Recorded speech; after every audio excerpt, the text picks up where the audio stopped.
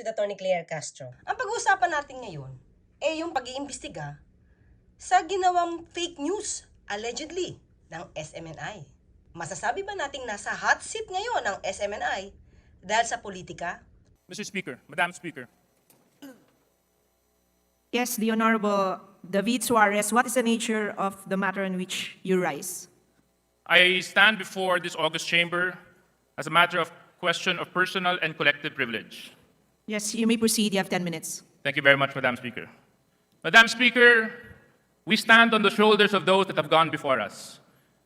Men and women who have dedicated their lives to serve the House of Representatives. Men and women who carry with them the trust, the confidence, and the dreams of those that elected them. And upon these dreams and upon these trusts builds the very integrity of the House of Representatives. Tayo, mga mambabatas, ang tumatayong mga boses ng mga mamamayan sa ating bansa. Maging anumang distrito, reyon, sektor ka man na napapabilang. May agam-agam po ako, Madam Speaker, tungkol po sa isang video na napanood ko kaninang umaga.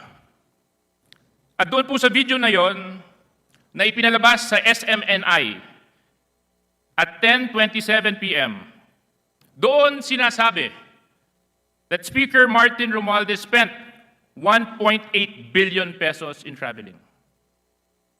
At dinagdagan pa, baka nga hindi lang 1.8, mahigitan pa, kasama ng kanyang entourage.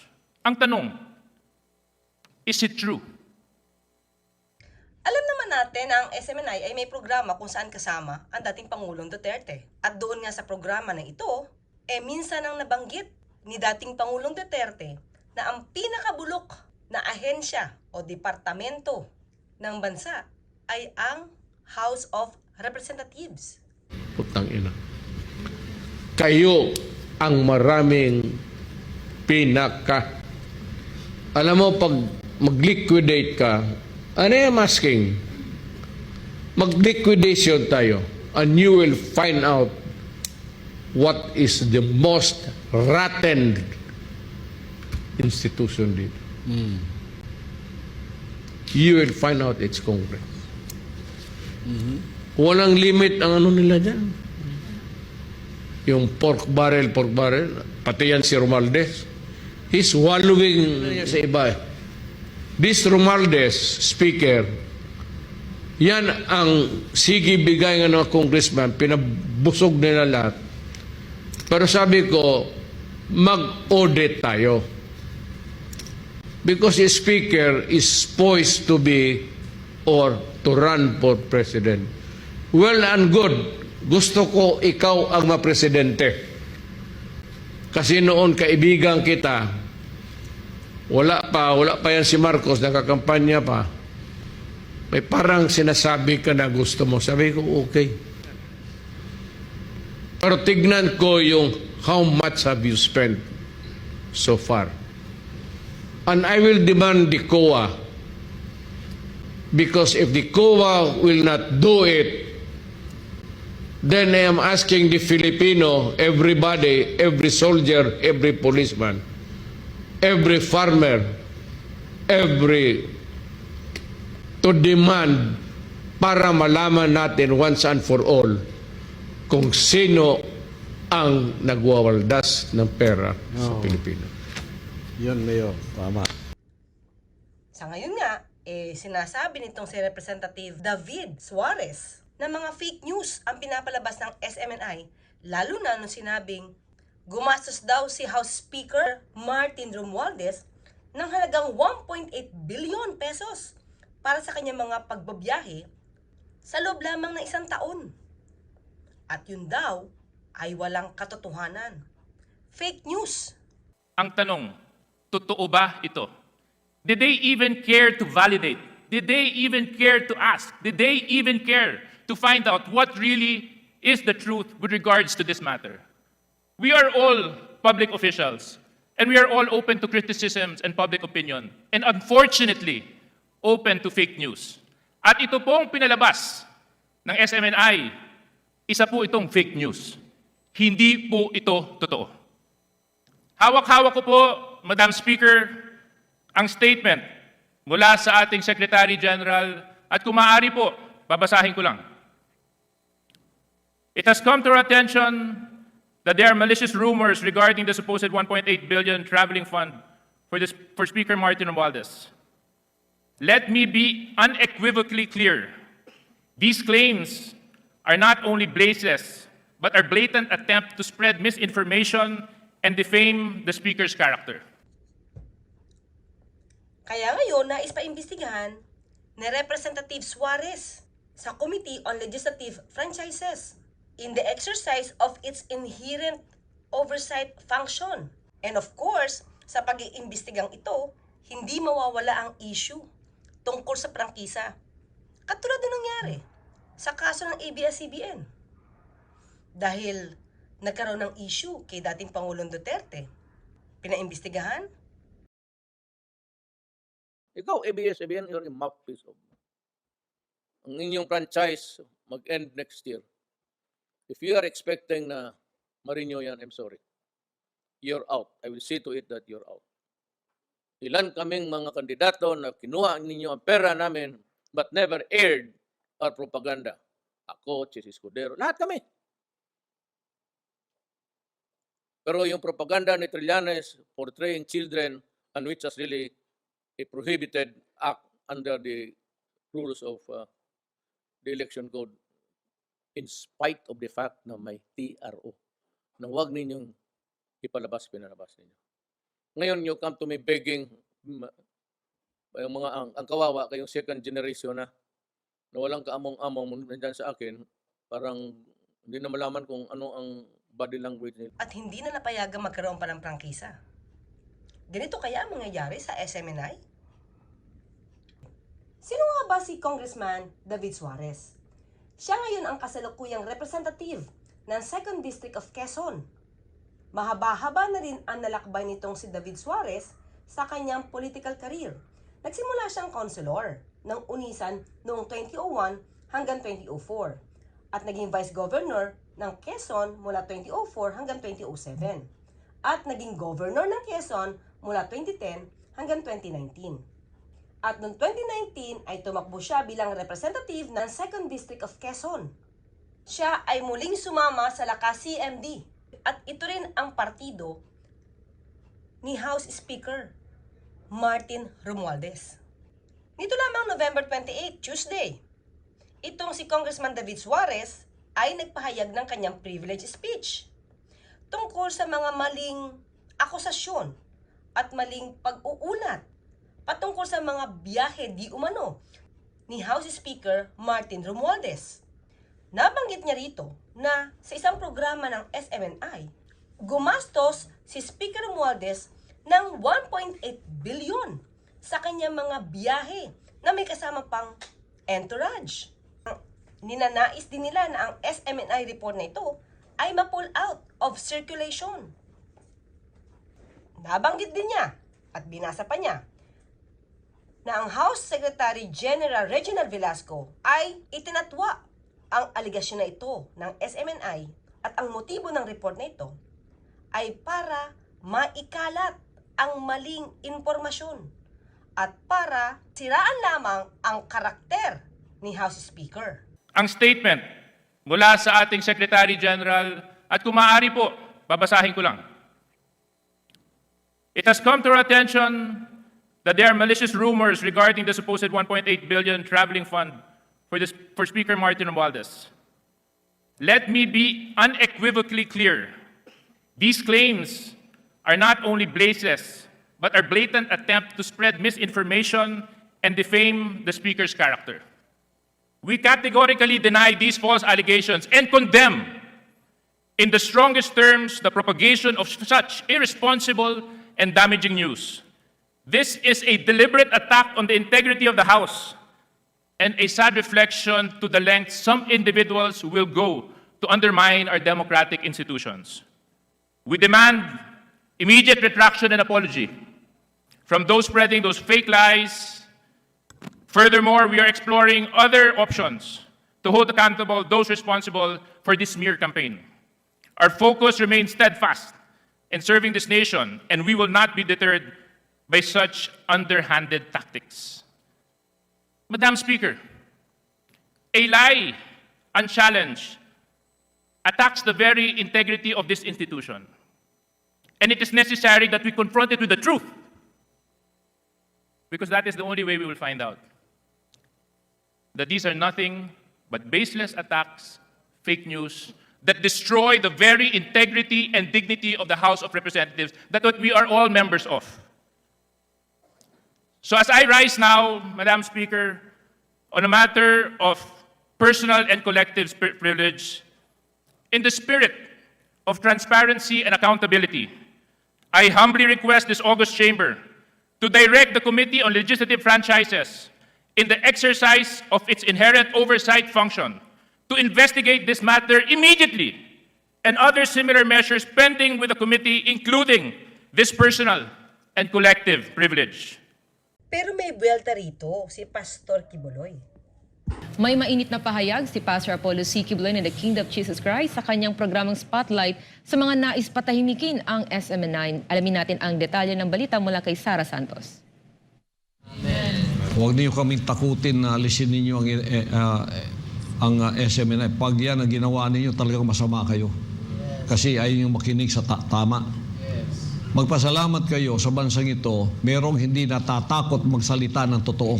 Pero iyan din naman ang issue nung nais tanggalin ang prangkisa ng ABS-CBN. Kinikitil daw ang freedom of expression. The resolution to deny ABS-CBN's franchise application is hereby adopted. It is seen as a crushing blow to press freedom. 70 out of 84 lawmakers voted against the renewal of the broadcast license of the country's biggest media network, ABS-CBN. It looks highly political, highly political. But that being said, I respect their decisions and I respect what they have done. I will accept it. It's painful. The ruling has sparked public outrage and criticism of Congress, where most members are allied with President Rodrigo Duterte. Pero may nakinig ba? Kahit nga yata si Pastor Kibuloy ay hindi naman napakiusapan ang dating Pangulong Duterte patungkol sa prangkisa ng ABS-CBN. At minsan ay nagbigay pa siya ng mensahe matapos matanggalan ng prangkisa ang ABS-CBN. Vice Ganda, alam mo na ngayon, hindi kayo makapangyarihan. Kayong number one talaga sa mga slanting na news, slanted news. Number one kayo, ganun kayo. Pagka merong mga negative news ang kingdom, number one kayo. Pero sa ngayon, ano ba ang tingin ng iba sa mga programa ng SMNI? A media citizens group in the Cordillera criticized Sunshine Media Network International or SMNI hosts for red-tagging journalists and writers in Baguio City. In a statement, the Cordillera Media Citizen Council or KMCC says SMNI hosts Jeffrey Celes, Lorraine Badoy, Ina Mortel, and Franco Baranda, quote, continue to ride on the red-tagging caravan in their attempt to become relevant and maintain their airtime fame. On May 25, Celes labeled journalists Harley Palangchao and Frank Simatu and writer Luchi Maranan part of the network of the Communist Party of the Philippines. The KMCC says the allegations are false. Madam Speaker, unfortunately, we live in an environment of fake news. All of us are victims of fake news. And if we don't stand up, rise, and be heard, how will they know what the truth really is? Madam Speaker, for the time that you have given me to rise on this matter of personal and collective privilege, I would like to thank the House of Representatives, and I call on my colleagues to be one in this action for seeking the truth. Mabuhay po tayong lahat at maraming salamat. Mayroon man dapat katakutan ng SMNI patungkol sa prangkisa ng radio stations sa buong bansa? Ano ba ang obligasyon na isa na bigyan ng prangkisa para makapag-broadcast sa TV at sa radyo? Actually, noong August 12, 2022 ay nag-hain na ng House Resolution 230 ang ACT Teachers Party List Representative Franz L. Castro, Gabriela Women's Party Representative Arlen D. Brosas, and Kabataan Party List Representative Raul Daniel Emanuel para makondem ang mga fake news na inilalabas ng SMNI. Pero ito ay hindi naman umusad. Pero ngayon, ang inihahain na resolusyon para maimbestigahan ng SMNI patungkol sa fake news ay talagang aandar na dahil ayon sa balita, ang Legislative Franchises Panel chaired by Parañaque City 2nd District Representative Gaston Bunting ay mag-uumpisa ng mag-imbestiga patungkol dito matapos na maghain ng mosyon ang Lanao del Sur 1st District Representative Zia Alonto Adyong. Fake news. All of us are victims of fake news. And if we don't stand up, rise and be heard, how will they know what the truth really is? Madam Speaker, for the time that you have given me to rise on this matter of personal and collective privilege, I would like to thank the House of Representatives, and I call on my colleagues to be one in this action for seeking the truth. Mabuhay po tayong lahat at maraming salamat. Majority Leader. Madam Speaker, I move that we refer the speech of the Honorable David Suarez to the Committee on Rules for its appropriate action. There's a motion. Is there any objection? The chair hears none. The motion is approved. Majority Leader. Madam Speaker, I move for a few minutes suspension. News daw na inilabas laban kay House Speaker Romualdez ay nasa programang Laban kasama ang Bayan. Ano nga ba ang karapatan ng House of Representatives na paimbestigahan ito? Sa pagkuha ng prangkisa para makapag-broadcast sa TV at sa radio, magsisimula ito sa House of Representatives. So kaya talagang mayroon silang karapatan na imbestigahan kung yung prangkisang ibinigay nila sa isang network ay nagagamit ang tama. Dahil kung ito ay naaabuso, ang prangkisa ay maaaring i-cancel dahil ito ay pribilehiyo lamang na ibinibigay. Noong August 31, 2019, ang dating Pangulong Duterte ay isinabatas ang Republic Act No. 11422 kung saan nire-renew ang lisensya o prangkisa ng Suarez Sag Media Corporation para sa susunod na 25 taon.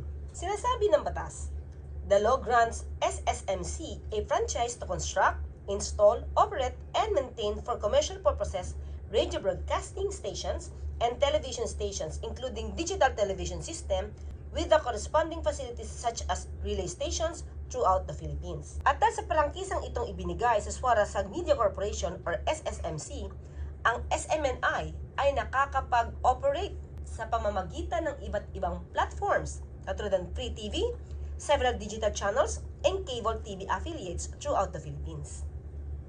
Sinasabi sa batas na to, Section 7, Self-Regulation by and Undertaking of the Grantee.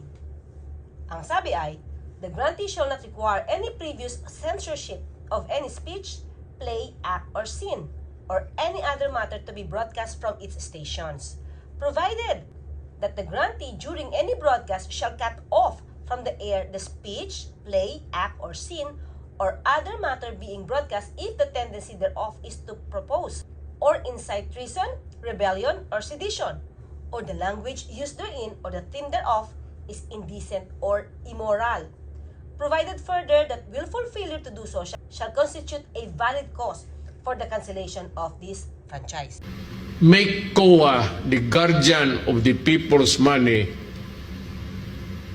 Open up everything including yours, kayong taga-COA.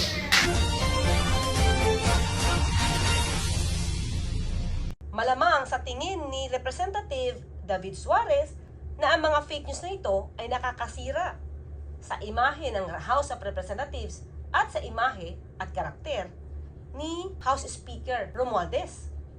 So ito ba ay malamang na nakakapag-incite ng treason, ng rebellion or sedition? O ang fake news ba ay pinapalagay niya ng mga salitang indecent or immoral? Gagamitin din kaya nila yung kanilang pamamaraan nung isinailalim nila ang ABS-CBN sa ganitong klaseng investigasyon?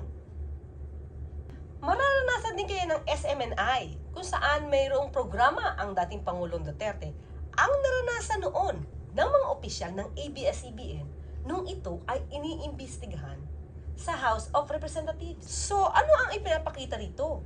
What goes around, comes around. Umiikot lang ang istorya ng buhay. Sinabi pa dati ni Pangulong Duterte, ang salitang karma. Ito ay patungkol sa issue ng prangkisa ng ABS-CBN. Matatandaan natin na parte si Speaker Martin Romualdez sa Kongreso na duminig sa application ng franchise ng ABS-CBN. Matatandaan natin na parte ng Kongreso si Speaker Martin Romualdez noong dinidinig ang patungkol sa pagre-renew ng prangkisa ng ABS-CBN. Isa siya sa tumutol at pumirma na wag nang mabigyan ng panibagong prangkisa ang ABS-CBN. Kasama rito pati ang kanyang asawang si Congresswoman Yeda. Ngayon na dinidinig ang patungkol sa SMNI ay parting muli si Speaker Martin Romualdez, pati na rin ang kanyang asawa. Ano na nga ba nangyari doon sa ABS-CBN? More particularly, DZMM. Matatandaan na binalak ng ABS-CBN na magkaroon sana ng partnership with Pangilinens Group Media Quest Holdings Incorporated. Pero tinutulan ito ng ilang miyembro ng Kongreso, kaya hindi ito natuloy. Pero kamakailan lamang ay pumirma ang ABS-CBN ng isang joint venture agreement sa Prime Media Holdings na pag-aari ni Speaker Martin Romualdez. Walang tumutol rito. Kaya ang DZMM ay ume-air na ngayon sa pangalang DWPM, Radyo 630. Totoo kaya may violations ang ABS-CBN? Dahil kung mayroon, hindi sila dapat napayagan kahit magkaroon ng joint venture. Kaya ang tanong, may violations nga ba o wala? O na-politika lang ang ABS-CBN? Pero sa ngayon, ang didinggin ay may violations nga ba ang SMNI at ibang mga programa nito na magiging sanhi ng pagkansela ng kanilang prangkisa. Matagal na kasing maraming tumututol ang pagre-red tag ng mga host nito sa ibang mga kritiko ng gobyerno. Sinasabing sila ay komunista. So alamin natin kung talagang may violations ba o ine-exercise lamang nila ang freedom of expression. Bakit SMNI lang ang nais niyong imbestigahan? Di ba kasama rin dyan yung mga programang gumagamit ng mga malalaswang salita o nagpapakita ng immoralidad? Bakit kaya hindi niyo tignan yung ibang mga programang na maaari nagpa-violate na sa paggamit ng mga lengguwahe o sa pagpapakita ng kalaswaan? Ano kaya mangyayari sa SMNI? ABS-CBN Part 2 kaya ito? So abangan na lang natin kung ano ba ang susunod na mangyayari dito. Hanggang dito na lamang po. Ako po sa Atty. Claire Castro, nagpapala lang, huwag tulugan ang inyong karapatan.